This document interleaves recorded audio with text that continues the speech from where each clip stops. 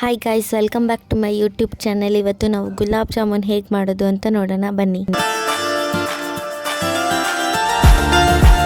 ನಾನು MTR gulab jamun powder ತಗೊಂಡಿರೋದು, packet powder. ಅದನ್ನು ಹಾಕ್ಕೊಂಡು ಒಂದು ಸ್ವಲ್ಪ ನೀರು ಹಾಕ್ಕೊಳ್ತಾ ಕಲಿಸ್ಕೊಳ್ತಾ ಇರಬೇಕು ನಾವು. ಇವಾಗ ನಾನು ಅದನ್ನು ಕಲಿಸ್ಕೊಂಡಿದ್ದೀನಿ ಸಾಫ್ಟಾಗಿ. ನಾನು 2 ಗ್ಲಾಸ್ ಸಕ್ಕರೆ ತಗೊಂಡು 2 ಗ್ಲಾಸ್ ನೀರು ಹಾಕ್ಕೊಂಡಿದ್ದೀನಿ. ಒಂದು ಸ್ವಲ್ಪ ಏಲಕ್ಕಿ ಪುಡಿ ಮಾಡ್ಕೊಂಡು ಹಾಕ್ಕೊಂಡೆ.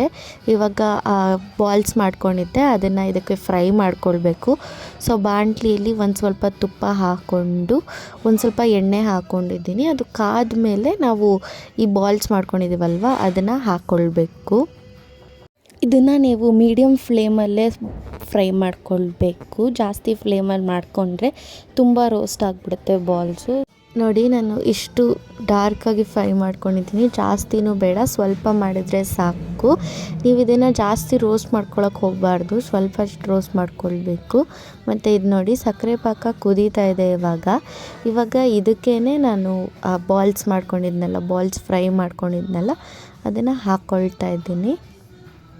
ನೀವು ಸ್ಟವ್ ಆಫ್ ಮಾಡ್ಕೊಳ್ಬಿಡಬೇಕು. ಇದನ್ನು ಹಾಕಬೇಕಾದ್ರೆ ಹಾಗೆ ಆನಲ್ಲಿ ಇಟ್ಕೊಳ್ಬೇಕಾದ್ರೆ ಹಾಕ್ಕೊಳ್ಬಾರ್ದು. ಇದನ್ನು ಒಂದು ಸ್ವಲ್ಪ ಹೊತ್ತು ಹಾಕಿ ತಟ್ಟೆ ಮುಚ್ಚಿ ಇಟ್ಕೊಂಡ್ಬಿಡಬೇಕು. ಇದಾಗಿದೆ. ಇವಾಗ ಅದನ್ನು ಸ್ವಲ್ಪ ಸಕ್ಕರೆ ಪಾಕದಲ್ಲಿ ನೆನೆಯಕ್ಕೆ ಬಿಡಬೇಕು, ಯಾಕಂದರೆ ಜಾಮೂನ್ ಸಾಫ್ಟ್ ಆಗೋಕ್ಕೆ. ಇವಾಗ ಅದು ನೆಂದಾದ್ಮೇಲೆ ನೋಡಿ ಈ ಥರ ಸಾಫ್ಟಾಗಿ ಆಗುತ್ತೆ.